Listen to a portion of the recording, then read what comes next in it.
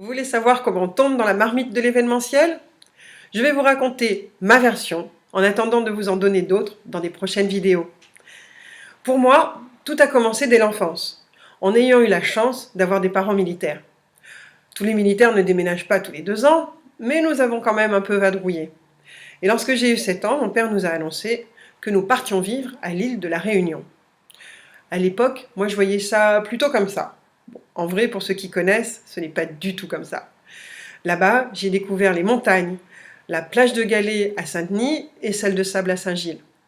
Des sales bestioles et des paysages qui ne ressemblaient pas du tout à la Lorraine d'où je débarquais. Il faisait très chaud et la Réunion, pour être française, est peuplée de plein d'ethnies différentes, dont les Tamouls qui marchent sur le feu. Allez trouver ça en Lorraine à l'époque où Platini jouait encore à Nancy et qu'Internet n'existait pas. Ensuite, nous rentrons en France pendant 3 ans avant de repartir à Berlin, situé à l'époque au milieu de l'Allemagne de l'Est, la RDA.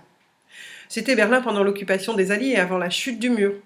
Je découvre Berlin-Est, tellement différente de Berlin-Ouest, capitale capitaliste de la RFA. Ma connaissance de la guerre froide s'affine car nos alliés sont officiellement les Anglais et les Américains, mais aussi les Russes, même s'ils sont de l'autre côté du mur. Bref, pour moi, c'est tout aussi dépaysant de la banlieue parisienne que la Réunion l'était de ma Lorraine. À Berlin, j'en profite pour apprendre à parler l'anglais, grâce à la musique underground des années 80.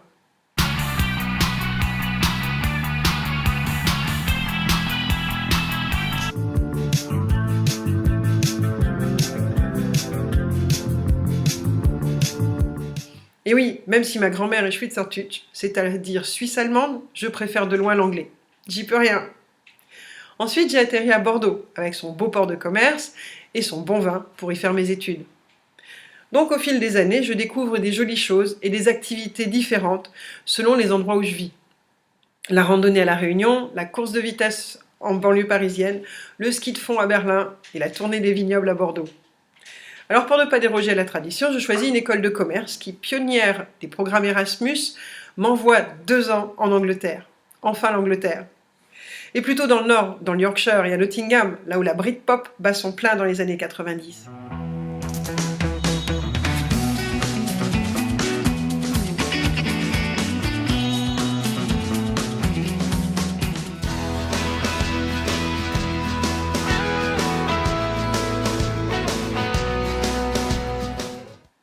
J'y suis comme à la maison.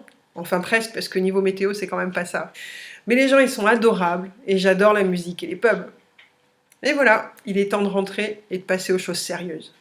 Et de Bordeaux, je monte à la capitale pour y trouver du boulot. Enfin, surtout pour en chercher, parce que c'est pas la joie au niveau travail, même avec un bac+4 et en parlant anglais. Alors je fais des petits boulots comme tout le monde, hôtesse au mondial de l'automobile, des call centers, je fais des inventaires de magasins, bref la galère. Et un jour, une copine m'appelle à la maison et me dit qu'une de ses amies recherche quelqu'un qui parle allemand pour sa nouvelle agence de voyage réceptive. Super, je ne sais pas ce que c'est, ça commence bien. Alors j'ouvre là une parenthèse sur l'importance du réseau pour trouver un boulot. Et si comme moi vous ne savez pas du tout ce qu'est une agence réceptive, je vous conseille de regarder l'article que j'ai mis en lien ci-dessous. Donc le contrat disait qu'il fallait parler allemand. Mon allemand était à peu près au même niveau que ma connaissance générale du tourisme, c'est-à-dire quasiment inexistant. Mais je vous jure, je sais tout sur les Allemands, j'adore les saucisses et la bière. Bon, globalement, j'ai une bonne culture générale sur la France et les pays limitrophes. Je baragouine l'allemand, je parle bien anglais. Il se trouve que l'agence est une filiale d'un groupe anglais, alors j'ai le job. Me voilà dans le monde magique du tourisme. Enfin, presque magique. Je commence muni de mon énorme dictionnaire franco-allemand et j'y apprends les termes de base du tourisme. Le type de chambre par exemple, donc une chambre simple se dit single en anglais, alors qu'en allemand c'est Einzelzimmer. Chambre twin, c'est la même chose en anglais et en français, et ça donne Zwei-Bettzimmer en allemand. Donc petit déjeuner, breakfast, Frühstück, bref, me voilà à peu près équipé pour vendre la France aux étrangers. Mes clients sont alors majoritairement des Anglais et des Allemands qui me terrorisent. En effet, dès que vous écrivez quelque chose à des Allemands, c'est comme si c'était gravé dans la pierre. C'est-à-dire, ce qui est dit, et il n'y a plus rien à y redire. Alors il faut que je précise quand même qu'à l'époque, on travaillait sans ordinateur et sans Internet. C'est-à-dire que j'envoyais des devis par fax et des brochures d'hôtel par courrier postal. Les clients me répondaient par fax pour poser leurs questions et me renvoyaient leur contrat signé par courrier postal. Le tout prenait quelques mois et les clients nous faisaient confiance, forcément. Pas d'internet, pas de booking.com, ni de TripAdvisor.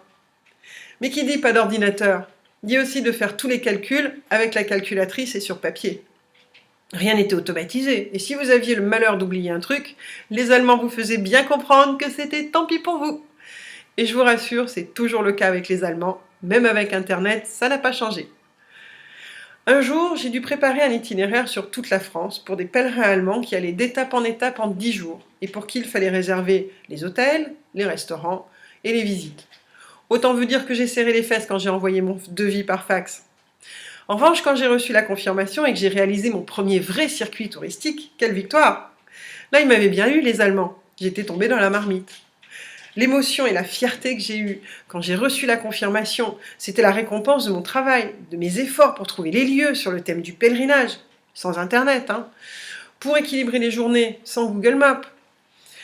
Donc ensuite, vous savez quoi? Je n'ai plus eu qu'une envie, agrandir la marmite, faire plus grand, plus beau et plus cher. Et c'est ce que je vais vous raconter dans mes prochaines vidéos. Alors si vous voulez savoir comment j'ai atterri en Écosse et comment j'ai commencé à travailler dans les incentives, abonnez-vous et n'oubliez pas de mettre l'alarme. Merci d'avoir suivi. Si vous avez aimé cette vidéo, partagez-la avec des amis et vous pouvez aussi me laisser un message, ça me ferait très plaisir. À bientôt!